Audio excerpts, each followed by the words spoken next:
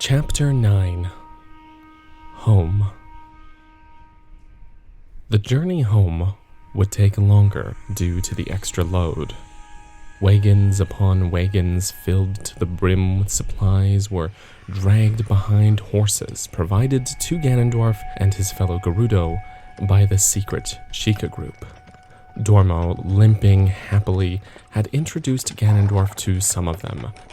5 other men, 2 women, and even one 12-year-old boy. They all came together to gather the supplies in secret and presented them to him as a gift. It pleased him to know that this group existed. He left the outskirts of Kakariko with a greater vision of the future because of it. They seemed to love him, truly love him. How this came to be, he still was unsure, but Dormo had explained that some Sheikah found King Rauru to be a conqueror who only cared for the few and not the masses. Apparently, there had been a skirmish with monsters within the village a year or so ago. The Sheikah had sent for help from King Rauru's forces with no response at all. They had felt abandoned by their ruler, while Lady Impa sat back and watched it happen, defending the absent king all the while. Dormo had been adamant that once they heard about Ganondorf, his power and his prophesied rise to kingship, they felt a pull to back him, denouncing the usurper king, a foreigner, a stranger. Ganondorf had asked why Rauru's kind was dwindling, as Dormo had claimed, and was told that secret intel revealed the Zonai were only so many strong.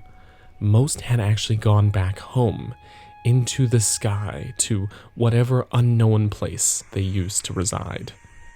Currently, there were very few Zonai on the surface, including King Rauru himself and, notably, his sister Minoru. They both were holed up in their castle on a raised plot of land called the Great Plateau. They had built an empire there and a temple of some kind. Ganondorf knew of the plateau, as part of Gerudo Canyon passed near it, and so had his company on their way to Kakariko. It was a well-known landmark. The Zonai usurper had accomplished so much in so little time. Ganondorf knew that his own takeover would be difficult, as he was at a disadvantage. But now he knew much more than he used to. He would use this knowledge as a weapon. Every last word of it. The Sheikah group blended back into their village once Ganondorf and his people left. They swore allegiance to him, and that they would continue to work against King Rauru in any way they could, promising to send word of more intel the moment they received it. Ganondorf told them to disguise themselves as Hylians if any of them were to travel the desert, as a Sheikah in the area would arouse suspicion. With this new plan in play, he felt more secure in his conquest. He would be crowned in a few days' time, and everything would fall into place. One measured move by one. They trudged through the sand with scarves about their faces, squinting their eyes against the raging sand shroud that still pervaded the desert. Ganondorf had half hoped that the storm would have abated by the time they returned, but it persisted. Regardless, the wagons were protected with tarps, and their supplies remained undamaged as they entered, relieved, into their home once again. Their fellow Gerudo welcomed them back earnestly, gazing wide-eyed at the wagons and stealing peeks inside, their murmuring growing into excited cheers. They finally had help, and Ganondorf allowed himself to smile genuinely for the first time in a long while. He helped his people unload the wagons, tossing fruit to the nearby domesticated sand seals who gobbled them up in seconds. The Gerudo weren't the only ones who had gone hungry. People laughed and chattered, communing with one another and hugging. It was joyous, intoxicating. He swelled with pride at the knowledge that he had accomplished all of this. He looked around for Jerusa's face, but didn't see her. His mothers were among the happy onlookers, so he stepped over to them, his head held high. "Ganondorf, I'm so very proud of you," Kotake said, taking him in her arms. "Your coronation will be grander than we planned with all of this to sustain us." Koume simply grasped his arm. "Yes, you were smart to seek assistance." Ganondorf raised his eyebrow at her willingness to admit he'd been right. "How did it go?" He opened his mouth to explain, but a sharp voice cutting through the din of the city center stopped him. "Ganondorf, king!" He knew the voice. Adira. He turned and tensed as he realized what she had done. "Jerusa," he whispered, his voice trembling. Adira had Jerusa in a chokehold, with a scimitar to her throat, her eyes fiery and challenging.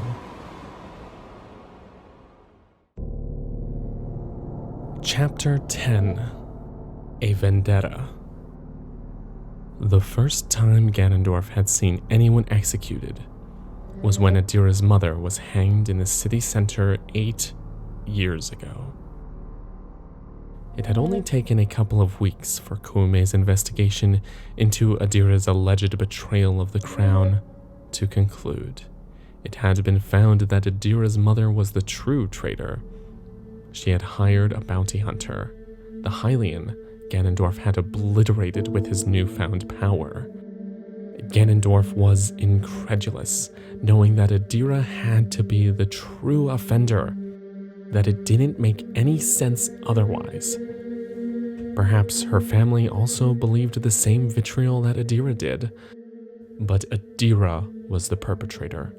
She had to be. But Koume insisted that her mother did all of the heavy lifting and was to blame for everything. So the entire city gathered in the square to watch the traitor die. The poor woman's tongue had been cut from her mouth so she couldn't spew lies in her moments before death. Adira was forced to watch as well, and screamed the entire time, held back by guards lest she attempt to somehow rescue her mother from her terrible fate. Ganondorf, still a 10-year-old boy, his power newly discovered, almost couldn't handle it. Koume forced him to stay, held his shoulders firmly, and told him to keep his eyes open to watch justice do its work. She insisted that it was necessary.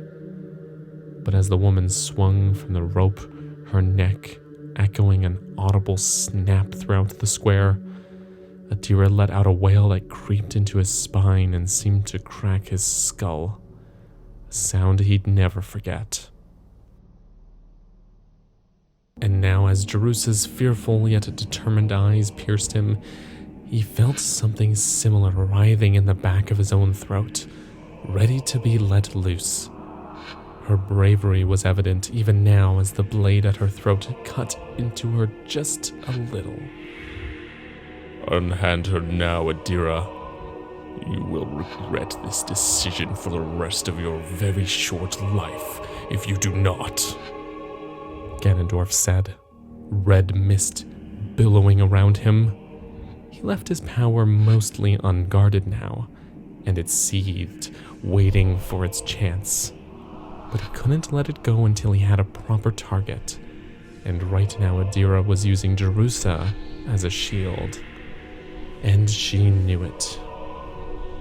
"You're the king? Go ahead. Kill me like you killed my mother, and watch as your girlfriend dies right along with me," she said to him, her voice full of hatred and angst. "Adira," Kotake started, tearful, but she was cut off. "Shut up! This is between me and your precious prophesied son. Her lips curled into a wild sneer. Besides, I have a secret to tell. Jerusa, Ganondorf said, ignoring Adira, trying to communicate to his friend with few words that she'd be alright, that he'd never let her be hurt. Jerusa grimaced and shut her eyes, a desperation beginning to break through her courageous facade. She struggled slightly, but had to still when Adira's blade drew blood. Do you want to know my secret? Adira yelled, sounding more and more unhinged. Ganondorf watched as two guards crept up behind her, their spears drawn. They'd impale her and she'd never cause problems again. Jerusa would be safe. He just needed to keep Adira distracted. I don't need anything from you, he retorted. Your mother was a traitor. She ordered my death, betrayed her people, the very people who fought for her right to live free every single day. A sour laugh burst from Adira's throat. Live free? You think just because we aren't ruled by the King of Hyrule that we're free? Your very existence ensures that we aren't. You are more of an imposter than that Zonai scum. The red tendrils slithered higher into the air, searching for a meal. They were frantic, but he kept them in check. The guards were closer now, just a few more feet, and they'd free Jerusa. You can think what you will, it doesn't matter. You're in the minority, Adira. You'll never get the support you want, and you've now made this decision very easy for me.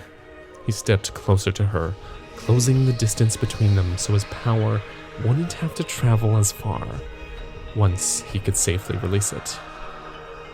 What decision? Whether to keep you alive. Seconds until the guards reached her. But my secret, Ganondorf, you'll want to know. It has to do with your beloved mother, after all. How she betrayed you.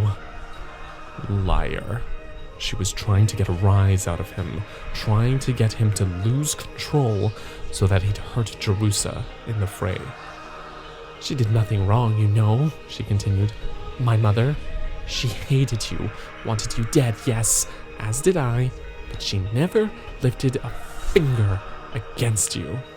Ganondorf inhaled sharply as she turned her head just enough to notice the guards. She backed further away from them. They kept their spears raised, but now they couldn't touch her. If you free her now, I won't kill you, he replied, his anxiety getting the best of him. His power pulsed along with his heartbeat. But I can't leave without accomplishing my mission, she continued. Ask her. Ask Koumei when the Hyrulean army stopped trying to kill you, she grinned. And when she tells you, remember that I was the one who did this to you. Her betrayal will pale in comparison. Calm seemed to take over her face, her body shifting from rigid to relaxed. She looked into his eyes and said, I'm going to put a smile in her throat. Jerusa's eyes widened. Gan! And before anyone could act, Adira sliced Jerusa's throat open, allowing her body to fall limp to the ground.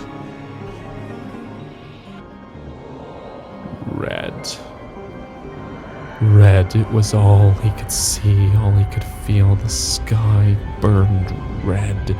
His eyes burned red. The moon burned red. He didn't believe it had happened, and yet his power, uncontrolled wild, was doing its worst, consuming Adira, every last bit of her, and disintegrating her into nothing. Red. She didn't even scream.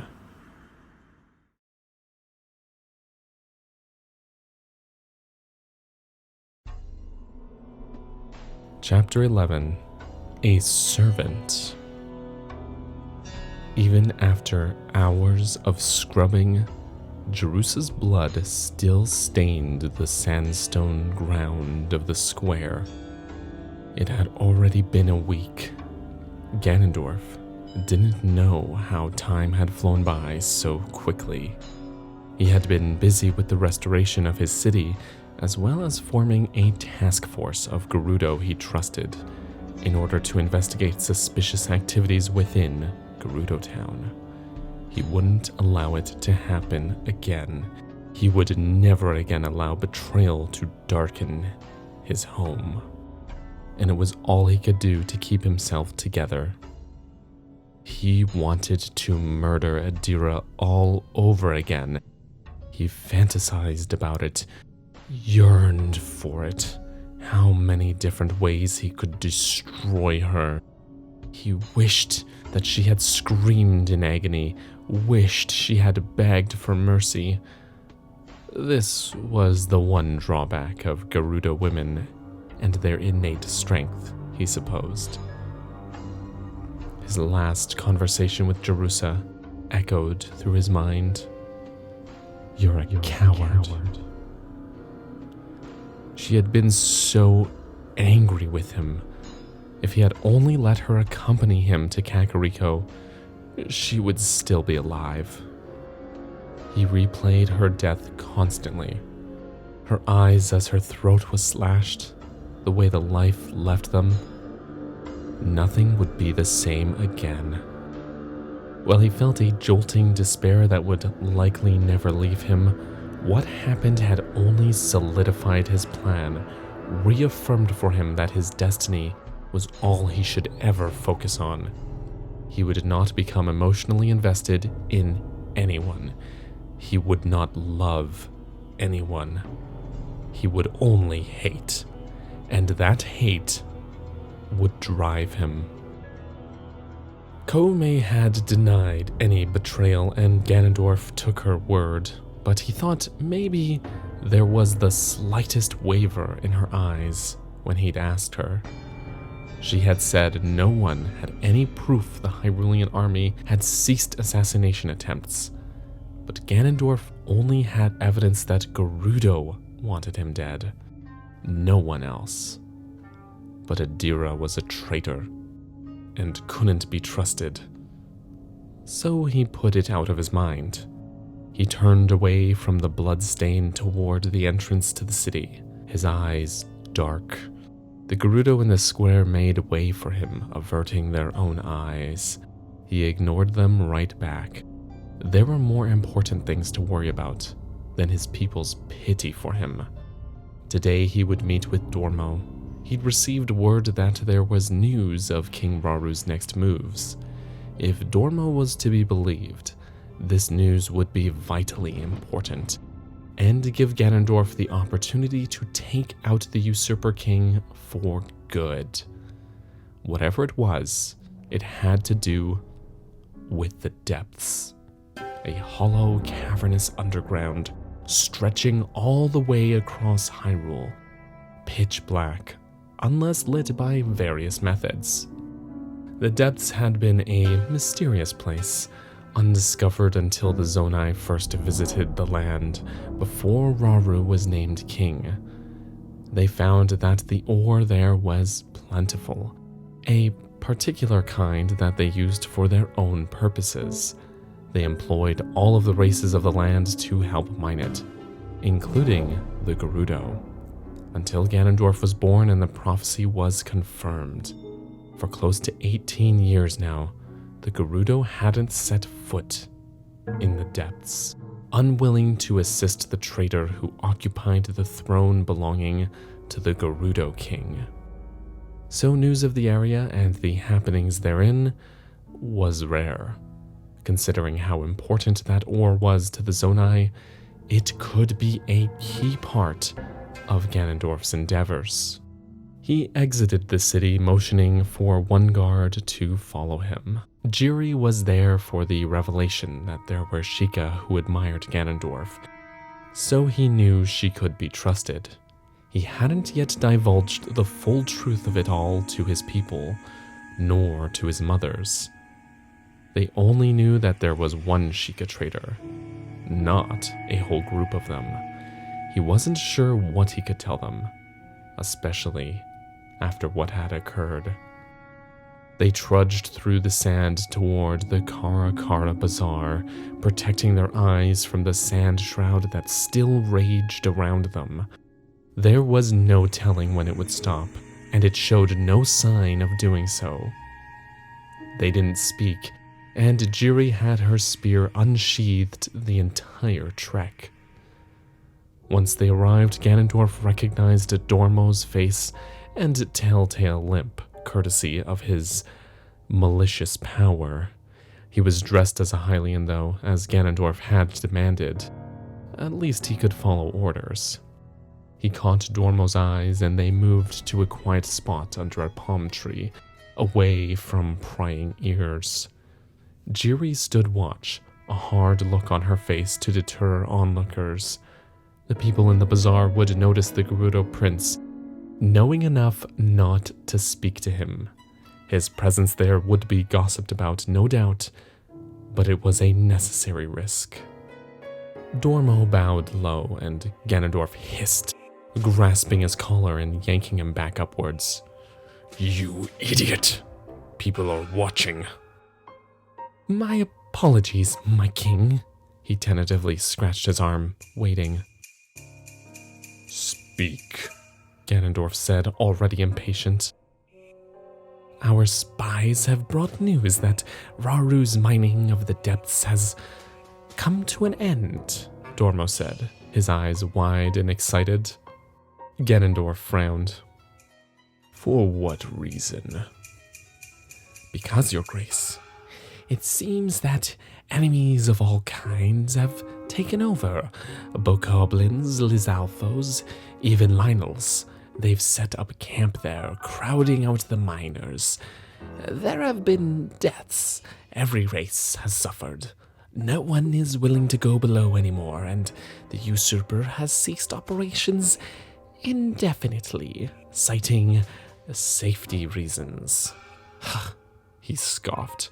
"Even Hyrule's supposed king cannot keep them in check. There is no strength in the crown. This proves it." Ganondorf allowed a small smirk to play on his lips. It was rather entertaining to see such a failure from his arch-nemesis. Still, this didn't mean much for Ganondorf himself. "What did you have in mind?" he asked, genuinely curious about Dormo's plans. He seemed so intoxicated with hatred for the usurper king. It was obviously driving him to a confident madness, one that Ganondorf just might be able to rely on. "It's simple, my king. The monsters of this land follow no one. They have no leaders, no government, no law. They simply exist as themselves and take what they want when they want. Sometimes there isn't even an apparent reason for their desires." "They are mindless beasts," Ganondorf agreed. "Yes, Your Grace, mindless indeed. And that is why you should lead them." Ganondorf actually laughed. "I beg your pardon? Lead them? That's preposterous." "It can be done. Ever since your birth, the Sheikah have noted that monster populations have skyrocketed. It's as though your very existence gives them strength. Imagine it. You bring them under your rule and your control, the very beasts that the usurper king is so afraid of. He stopped mining his ever so valuable ore. And you take that army of monsters and send it into their castle. You raid their villages on the Great Plateau. You rid Hyrule of the menace that is the monarchy." He shook with enticement. "And you take the throne." He had indeed thought of it before, how those monsters could do untold damage in great droves. One-on-one, they were basically puppies, but together, they could obviously manage real chaos. It was intriguing. How do you propose I accomplish this task? Mindless beasts only breed mindless activity. How am I to tame them? Dormo hesitated. Go on, Ganondorf urged. My king, you must use your power. He raised an eyebrow at the too confident Sheikah. You propose to know how my power works. You haven't the slightest idea. I do not claim to know it fully, it is true. But your grace, when you used it on me... Dormo turned his attention to his injured leg, still reddened and oozing. I felt something other than agony, something truly malicious. Ganondorf was struck at the use of the word. His word. Dormo continued. I felt more connected to you, as though everything I admired of you was amplified tenfold, an effect I think you may not have realized would occur, and it was not abated. My king, I think you can use your power to control their minds and their bodies. All they will want, if you fill them with your malice, will be to serve you.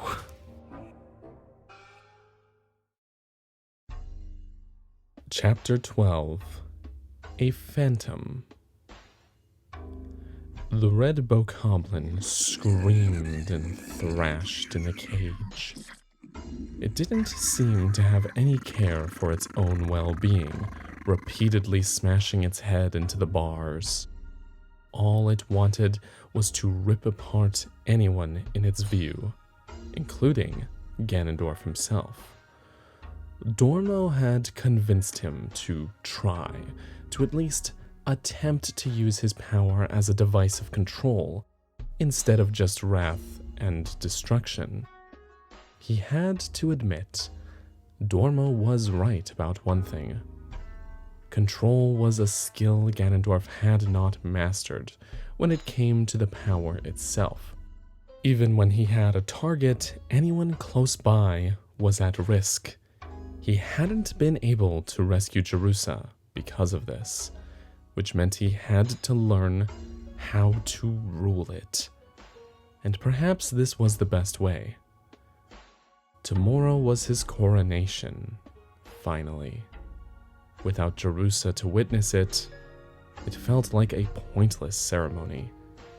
But his people needed it, his mothers needed it, and if he was to claim himself king of the Gerudo and take that crown, he must master every facet of himself, starting with the magic the gods had resolved to gift him. Ganondorf stared into the wild eyes of the bokoblin as it continued to screech and snarl. He took a deep breath and tried not to think about Dormo's eyes on him. The Sheikah stood to the side, watching. The throne room had been emptied of guards and elders so that Ganondorf could concentrate, and Dormo's excitable, stalking presence was distracting. But for now, he was quiet. So Ganondorf forced himself to settle into a meditative state. He thought of something Dormo had suggested earlier, that he should look inward, find the power, and speak to it as though it were alive. The Sheikah were masters at meditation and had knowledge of its effectiveness when attempting to access the deeper parts of inner magical ability. And it had been a question since the beginning, in truth. Was the power sentient somehow? Did it know what it was doing, or was it just as mindless as the bokoblin throwing itself around the cage? He allowed himself to sink into a sort of trance. The calming, splashing waterfalls of Zora's domain faded into view of his mind's eye, as they used to when he was younger. He could feel the power bubbling inside his chest as it usually did. It only simmered, sleeping, yet still desiring. Ganondorf caressed it with his mind, as though asking if it wanted to wake up. It responded, boiling erratically. He forced it with all his might to calm again, and it obeyed. "You are mine," he said to it. "You are under my rule. You will listen only to me." It boiled again, and again he calmed it. "You are mine." Abruptly, the simmering stopped altogether. For the first time since he noticed it as a young boy, the power stilled, seemingly frozen. For a terrifying moment, Ganondorf thought he had lost it. But then he felt it move, out of his chest and into his arms, smooth as though a veil softly dragged along his skin. It didn't boil or bubble. It didn't rage. It calmly and quietly snaked itself out of its home inside him and onto the floor. He watched as it formed into a solid red mass in front of him. He couldn't tell what shape it was taking, but it was morphing into something. The bokoblin thrashed harder and screeched louder, perhaps reacting to the spectacle. The tendrils finally formed themselves into a full figure, a small but intimidating form. It looked just like Ganondorf himself, a phantom-like, mirrored image. He glanced at Dormo, who stood with his mouth agape at the sight. His awe was palpable. Ganondorf watched as the figure stood with its arms at its sides, undulating with red power, but making no moves. It seemed to be waiting for orders. All he had to do was flick his eyes towards the bokoblin, and his phantom leapt into the cage and plunged itself into the beast's chest. It screeched again, but less mindless, more focused. And instead of evaporating like every other victim of Ganondorf's malice, it glowed. Faces, so many faces, rows of them, looking at him, admiring him, hating him. It didn't matter. Regardless, he would fulfill his destiny. But he could feel their temperaments changing, and he couldn't deny that it brought his mind to a darker place. They were Gerudo, his people, and yet he had not acquired their full faith in him. As he sat on the throne and felt his mothers collectively place the crown upon his head, he watched his people actively realize what was changing, what was to come. He would be a good king. He would, but first he had to rise to a higher, more important role. This crown was only his stepping stone. "Behold your king," Koume belted, and every Gerudo member went to her knees. Not one of them was courageous enough to resist, even if they despised him. The spies would be outed for certain. His task force was already gathering information about a few suspects. There were whispers of establishing other Gerudo villages outside of Gerudo Town, separate from Ganondorf's rule. These rumors unsettled him, but for now he couldn't tell what any of them was actually thinking. He rose from the throne, taller than his mother's by 2 feet. "We are one people," he said, "and we will dominate this land as is our fate. Long live the Gerudo!" "Long live the king!" they responded in kind.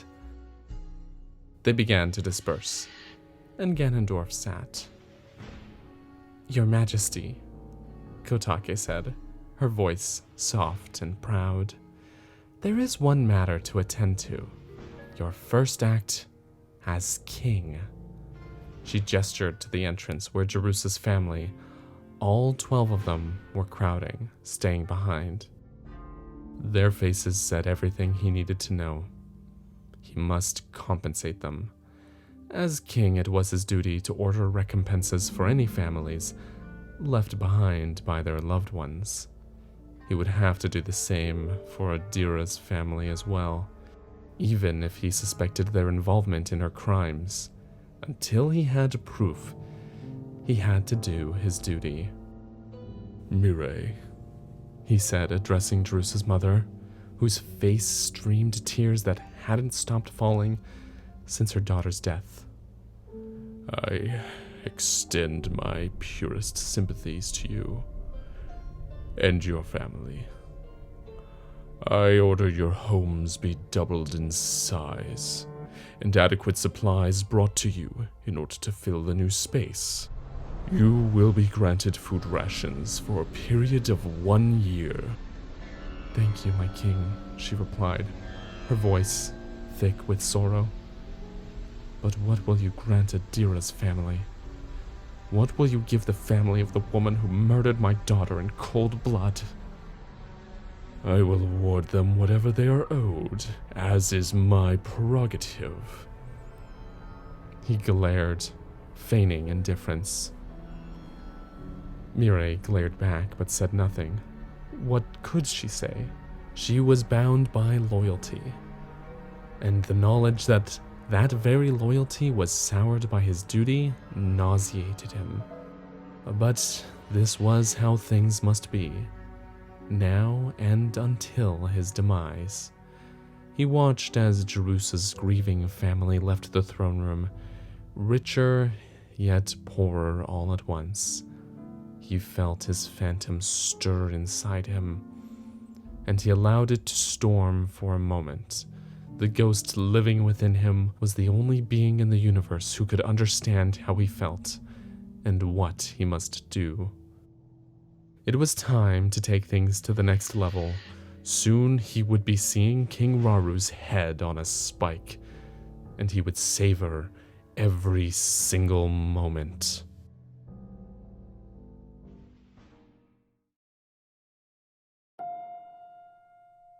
Chapter 13.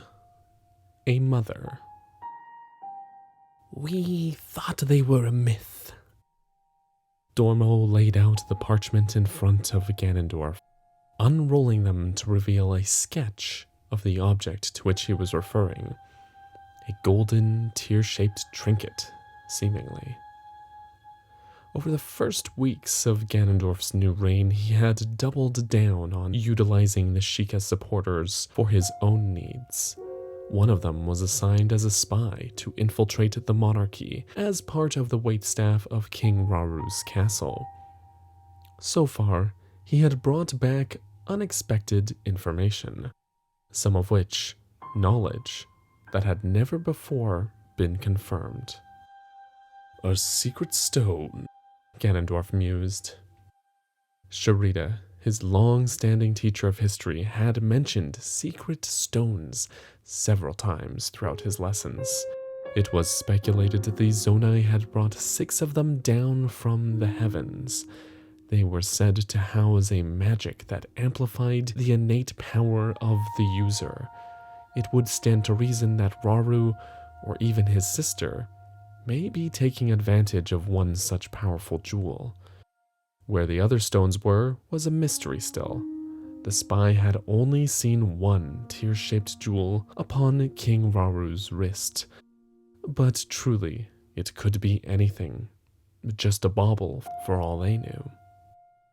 But Dormo also claimed that Raru was referred to by many as the King of Light. His power was said to be unmatched. Could his light magic be amplified by this secret stone? "Your Majesty, have you determined your next move?" Dormo asked.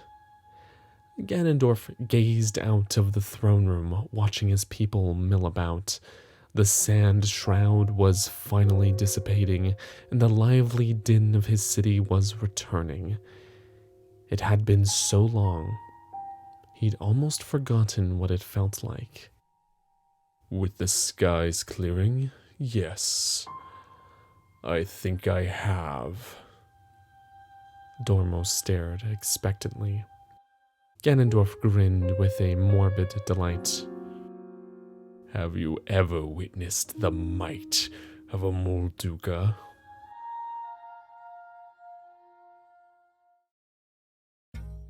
One more city dweller to see, Your Majesty, Kotake said softly next to him as he sat at the throne for the final hour of the day. Finally. The days were long and full of small yet necessary tasks that took much more of his time and attention than he wanted. But time and attention were the things his people needed from him, so he gave them without complaint. Bring them in, he said, his voice straining. He'd barely stopped speaking for hours now. Adira's sister sauntered through the archway, herded by Jiri. Ganondorf narrowed his eyes, wondering what she could possibly want. He'd awarded the family's recompenses weeks ago, though he'd given them a lot less than Jerusa's family, knowing it may cause problems. But he was king, and no one would question him, so he thought. Rija stepped forward up to the throne without hesitation, a certain look in her eye Ganondorf had seen before. It sent his heartbeat into a race, and his phantom rumbled. Rija looked a lot like Adira, boasting a physical confidence that seemed natural to her.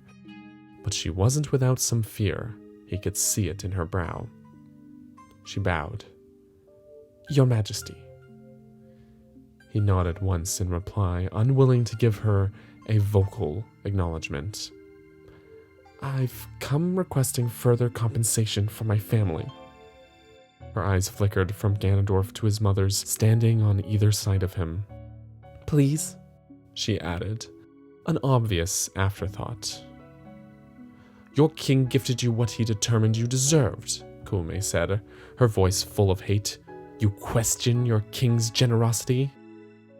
I question his advisor's influence, Rija replied harshly.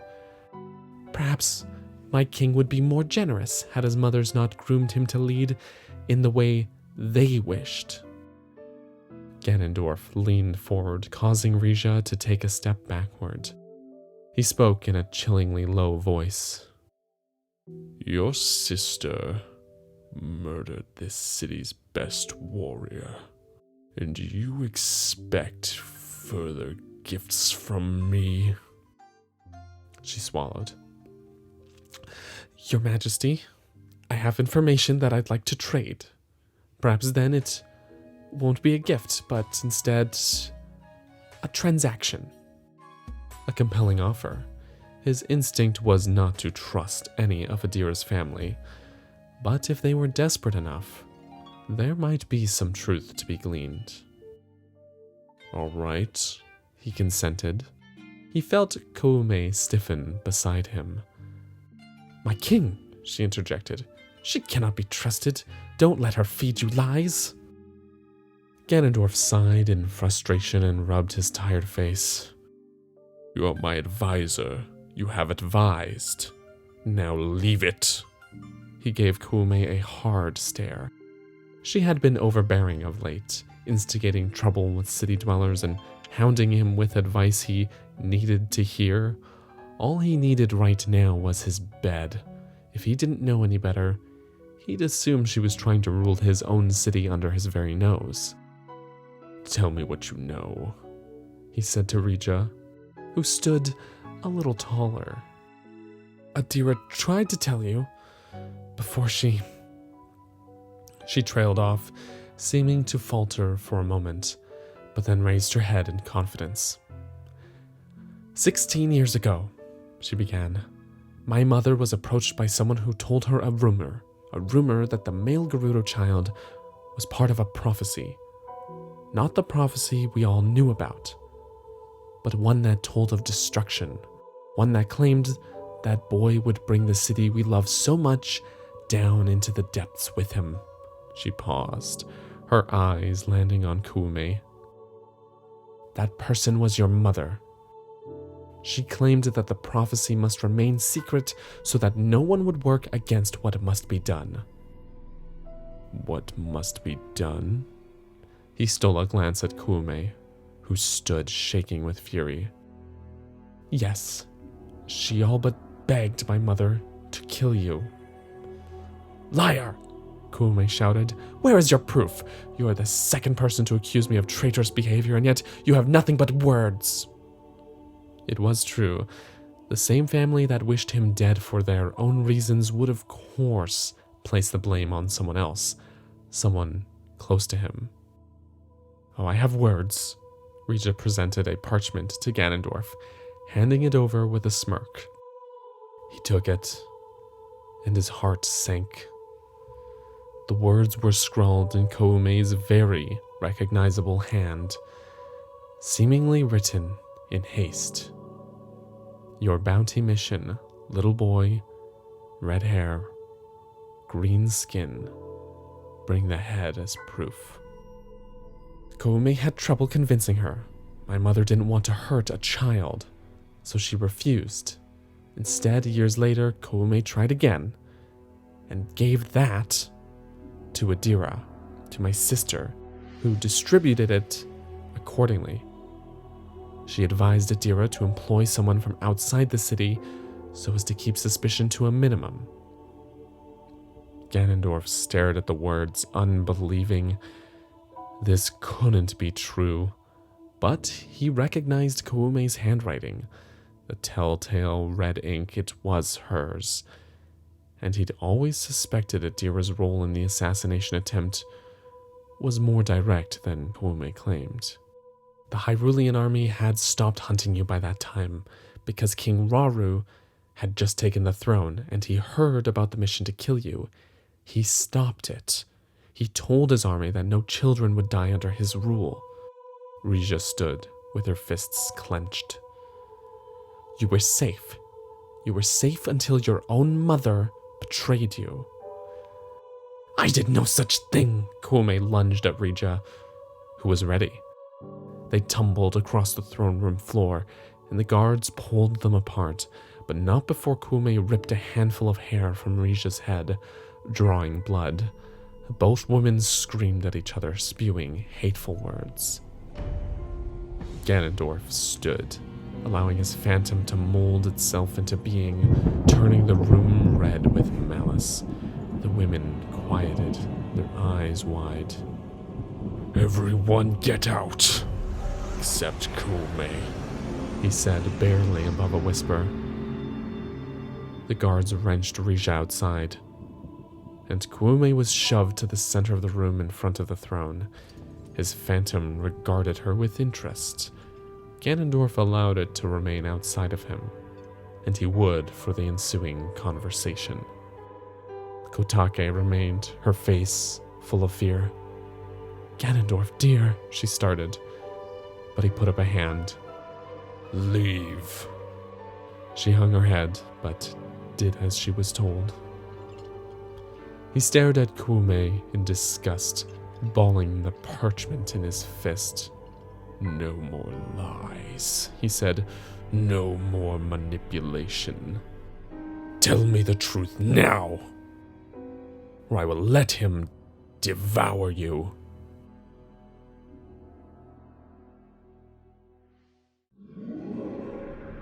Chapter 14. A Truth. I did it for you, Koume whined, a desperation in her voice that Ganondorf hadn't heard from her before.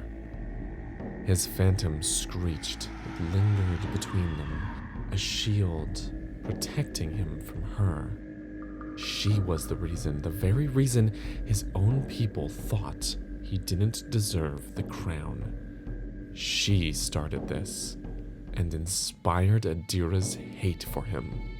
Koume was the reason Jerusa was dead. She was faltering, panting with fear. He just stood there trying to process this unending treachery. There was no comprehending it, no way to justify why his own mother would do such a reckless thing. He watched her drop to her knees in a panic. "I did it to make you strong, Ganondorf. Yes, Rauru ordered the attempts on your life to stop. I thought it a rumor, but the risk dwindled to nothing, and I realized it was true. But you needed to grow into your power. In order to do that, you needed to be faced with danger. I had to create that danger for your own growth and strength. I've always wanted you to be strong." Ganondorf scoffed. "Strong?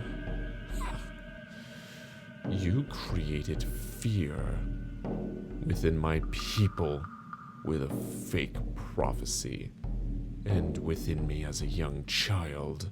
I only grew strong because of my own power, my own innate malice. You had nothing to do with that." "I had everything to do with that. I made it so your own people wanted you dead. I sent that Hylian after you when you were 10 years old. You destroyed him with barely a flick of your wrist. I started a chain reaction that made you stronger, that made you want to be stronger. I never wanted to do you any actual harm." She rose and attempted to move past the phantom, but it mirrored her movements. "Please, my son." "I am not your son. You took me in, raised me, yes, but with betrayal as your guide. There were other ways to grow my strength, Koume." She didn't answer, frozen, drowning in an unrivaled shame. "Did Kotake know?" he asked, fearing the answer. His quiet, loving mother couldn't have been involved in this, right? Koume hung her head. "Only me." It seemed she was done defending her actions. She knew it was fruitless to try. Relief flooded him. At least one of his mothers was true. But Koume, she would have to learn why no one should cross him. He pulled his phantom back inside, and the room returned to normal. He stepped toward Koume, who couldn't look him in the eye. Taking a handful of her tunic at her neck, he forced her chin upward, forcing her to look at the man she forever saw as just a boy. She would see him as he truly was. "Your actions are treason. The penalty is death." She closed her eyes, whether in denial or acceptance, he didn't know. He imagined her neck snapping like Adira's mother, wondering what it would feel like to watch. Would it fill him with fear again? Would it be even worse this time? He couldn't reconcile it in his mind. He could only see the fear on her face. He wasn't ready. "You will never second-guess me again," he hissed. "You will do everything I say, follow every command without question, without hesitation. If I tell you to jump from a cliff to your death, you will do it." Koume nodded shakily, and Ganondorf saw tears fall from her eyes.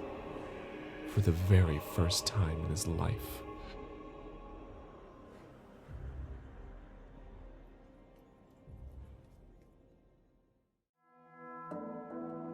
Chapter 15. An attack. Betrayal. Disloyalty. Death. His chest ached with it, the remnants of his life the constricting deluge of sickening realizations that he must live with forever. Jerusa, Adira, Koume, King Rauru and his useless reign. They were each a stepping stone, a rung on the ladder to Ganondorf's destined rule, and anyone who got in his way would perish. He stood now upon a bluff in Gerudo Canyon, directly across from the Great Plateau, where Hylian soldiers wandered and guarded. Dormo had returned to Kakariko Village with orders to stand by. Once this deed was done, Ganondorf would need every asset he could get. The Gerudo he trusted stood behind him. Koume was also present, but only so he could keep his eyes on her every move. She would do nothing without his knowing. Not for a long while. She stood stoic and unfeeling, either afraid to show emotion or unwilling to. He wasn't sure which. She wore a golden mask, hiding her face, a choice she made for herself. She claimed it was part of her penance, that she would no longer show her face to Ganondorf. Not until he trusted her again. Kotake stood beside her, glancing between them, surely hoping to calm the waters, but it was not possible. She had also donned a golden mask in solidarity with her sister. Kotake's loyalty knew no bounds. Ganondorf did not argue when she told him she would wear it. She could act as loyal as she wanted toward Koume. He didn't care. He only cared about his future now. A strange feeling came upon him as he stood, his Gerudo soldiers awaiting his order. He had been so confident of his fate thus far, so sure that each action he had taken would lead to his ultimate victory. But what if he was wrong? It was the first time he had questioned it since he was an insecure young boy, taunted by his peers and misunderstanding the power raging within him. Koume had driven so rigidly into his mind his prophesied future that he'd barely wondered its accuracy. But her treachery gave him pause now. The Gerudo were always so sure of themselves, so unabashedly convinced that their history was sealed in veracity. But what if it wasn't? Long ago, in his childlike curiosity and ambling, he would have asked his mothers, and they would have assured him of his innate strength. Questioning that now would only take him to weak places. His fate may yet prove to betray him, like every other outside influence in his life. Yet he still wanted it so, more than anything, even after Jerusa, even despite Jerusa. Some would call Ganondorf evil, and perhaps they were right. Perhaps he should just lean into it. He looked back at his people, standing tall with his arms crossed, his eyes narrowed and his phantom within trembling with an unmatched fury. He smiled slowly. It was time to accept everything. Time to accept whatever fate was to be given him. "Hyrule will bow down before me," he said under his breath and raised a hand in the air, signaling for Jiri to call forth a company of ferocious, bloodthirsty Molduga.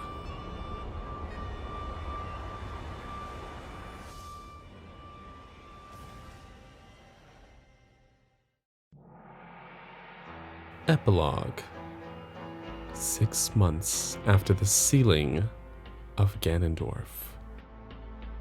The concoction bubbled like thick, hot oil, a lewd scent emanating from it, causing Kotake to gag. She watched as her sister stirred it, savoring every turn, as though she thought she could will it to work. Perhaps she could. After all, Koume was practiced at a lot of arcane arts, a deadly foe to anyone who crossed her, and an intelligent warrior.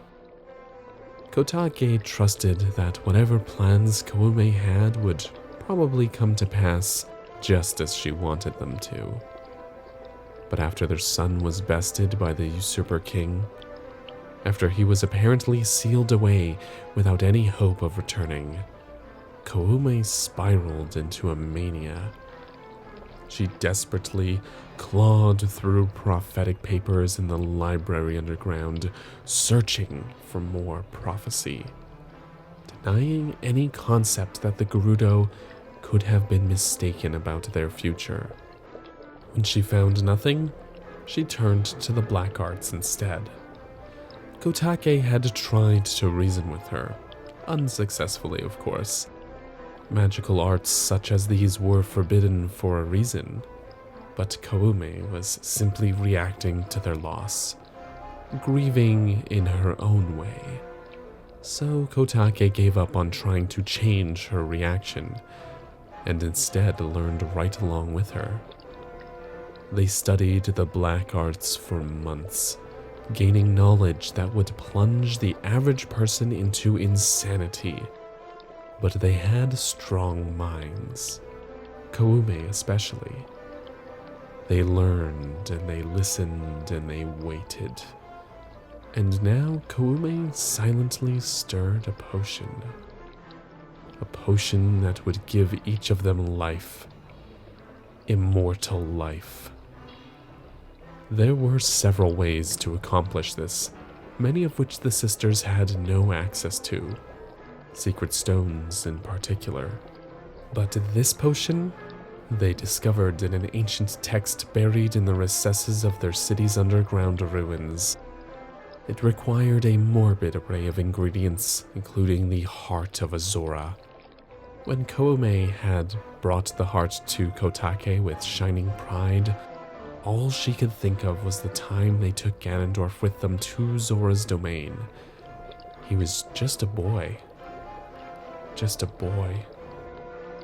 Kotake wiped away a tear as Koume explained victory with a final turn of her ladle. The liquid turned suddenly burgundy, a sign that the deed was done.